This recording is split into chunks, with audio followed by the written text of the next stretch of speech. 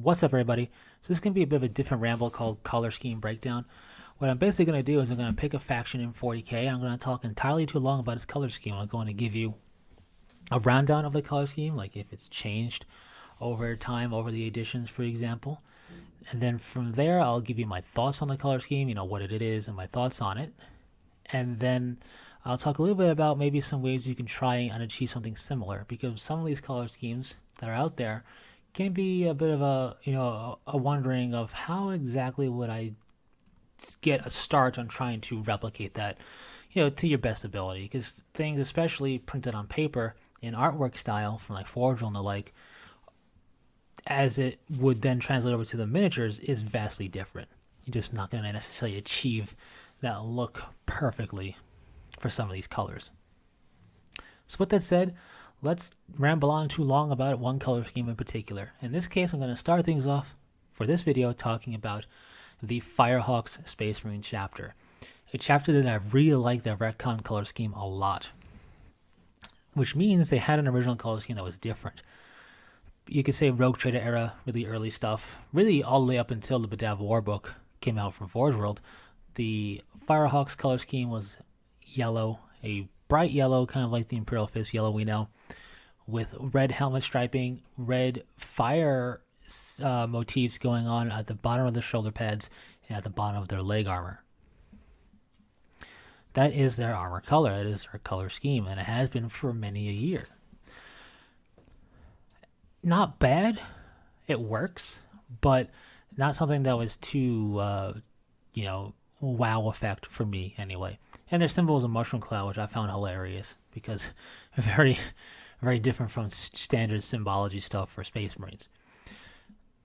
That color scheme and even that retcon color scheme, if you've played StarCraft 1 or StarCraft 2, reminds me of Fire Bats, just how the Fire Bats of the Terrans have some graffiti-esque stuff further enhancing their fire prowess, if you will, on their armor.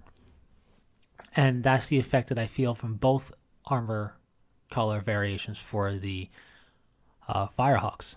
So when the Badav Warbook came out, the Firehawks color scheme was updated by Forge World, and I really like it, and it's such a shame that they become the Legion of the Damned and therefore abandon this color scheme as they become Legion of the Damned, because their retcon color scheme is actually pretty cool. I actually like it a lot. This color scheme, I describe the armor color, if you will, as kind of a orange clay for the main armor color. And then the secondary color is like a mustard yellow almost. And that's really the bulk of the armor color in its entirety for vehicles and power armor. Terminator armor adds black to this for the helmet and their right shoulder pad. But outside of that, and outside of using gold for chest emblems and other ornate trinkets, that's their armor color. The weapons don't clash with this because the weapons are basically black weapons, like bolters and plasma pistols and chainsaws and the like are done up in black. And any type of cloth effect we see on one example of art is black. So if you want to do tabards or the like, you can do them in black and it'll play very nice. So it doesn't sound like much, but then you start looking at the armor proper and you see the flame motifs going on here. But then you notice something. You notice that the squad markings on the torso or on the shoulder pads, as well as the chapter symbol, as well as the flames, are one of the two main armor colors. So if it's a mustard yellow armor area, whatever symbol is on there is going to be done in that orange clay.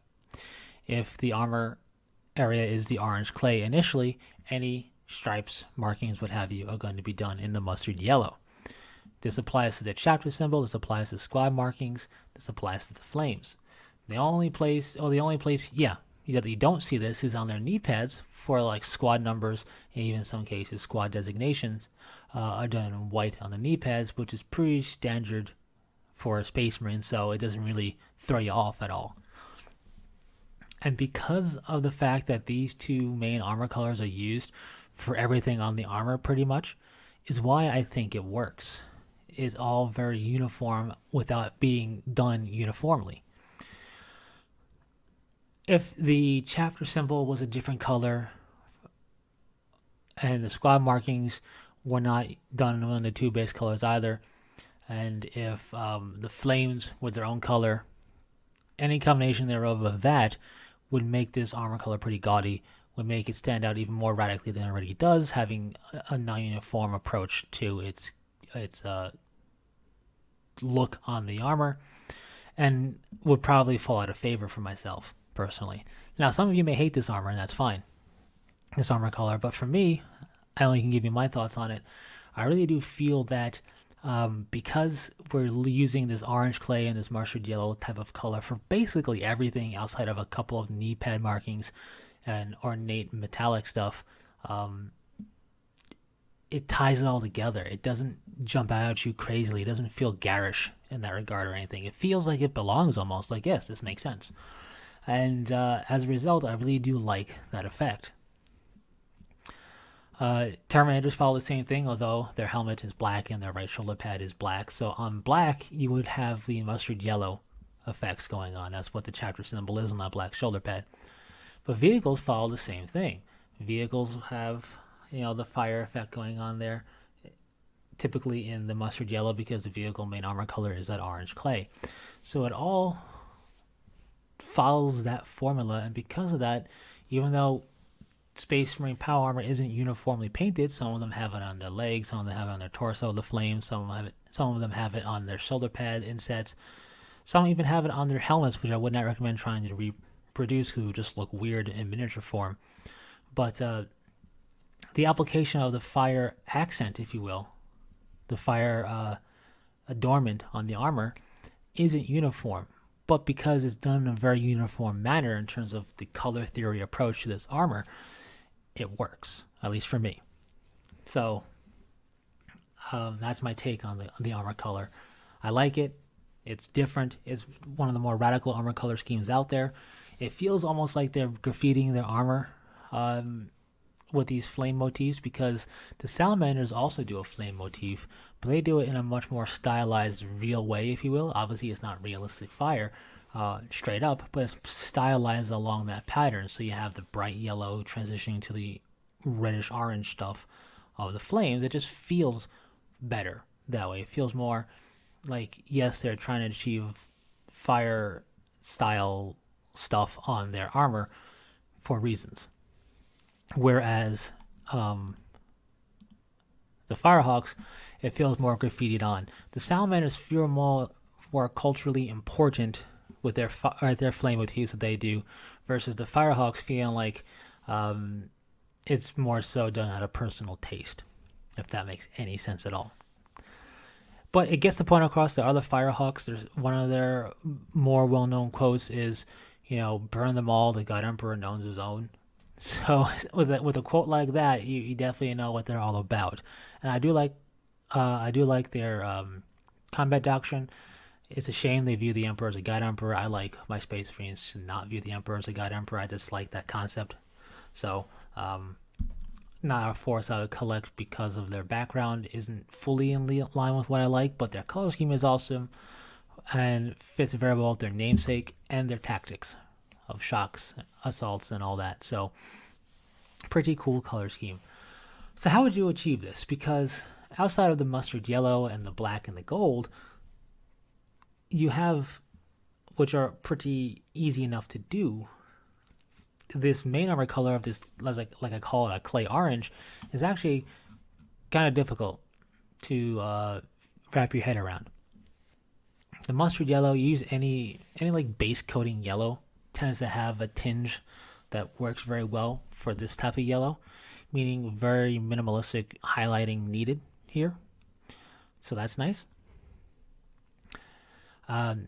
It's the main armor color, which is that orange clay, which does present a big problem. Now, I have a paint from Reaper.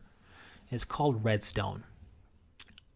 I like the Redstone look. I haven't had a real reason to use it yet.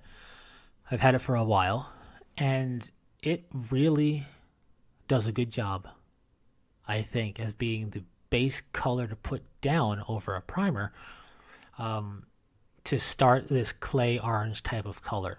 Now, Redstone is definitely more crimsony, but you can take that crimson approach, and then you can try and put some orange paint over it. Now, orange paint, especially the lighter orange paints, are going to be really translucent and kind of lost, and this can maybe just tinge it a little bit in that orange manner to get the point across.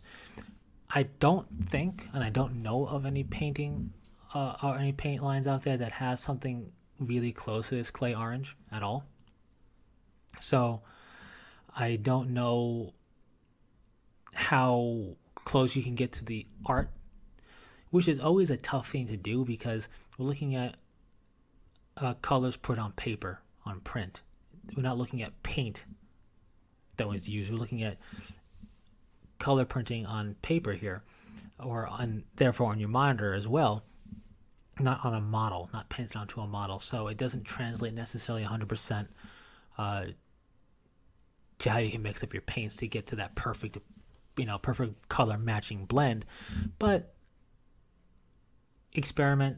Take a look at the armor color. Take a look at the oranges out there. Take a look at the oranges out there with some yellow, some type of blending, mixing of paints, experimentation. If you're okay with it being a slightly darker tinge, you can go with the redstone and then trying to maybe take orange and yellow together and see if you can't, maybe mix some orange and yellow together and then apply it over that to tinge it with the translucent color that they naturally are.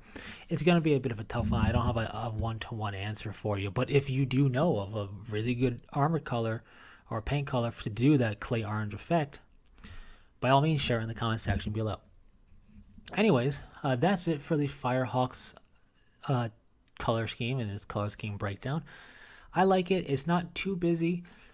A couple of things I would recommend is I wouldn't attempt to do fire on the helmet. You see a couple of pieces of artwork where they have it and it does look cool, but I don't think that translates very well when you actually try it on your model. I don't think it's going to work out very well in that regard to do that. So I don't recommend it. Secondly, when you're doing the flame motif stuff, whether it's Firehawks or any other chapter, less is more. You don't want to go too crazy with the fire. You want just enough to go, hey, they're doing fire, symbol stuff on this armor. That's cool. You don't want to overtake or overpower the main armor color in any section. You just want to accent it and be there to go, hey, check out this little effect that you did. That's cool. So less is more there. And this only works on, not that it only works, but for Space Marines and for 40k, this type of effect, flame motifs and the like, really, I think, only really works out in hard armor, and then you might be able to get away with it on a cape. But that's really about it. That's just my thoughts. Anyways, what are your thoughts on the Firehawks color scheme? Do you like it? Do you dislike it, and why? And thanks for sticking through this. So until the next one, take it easy.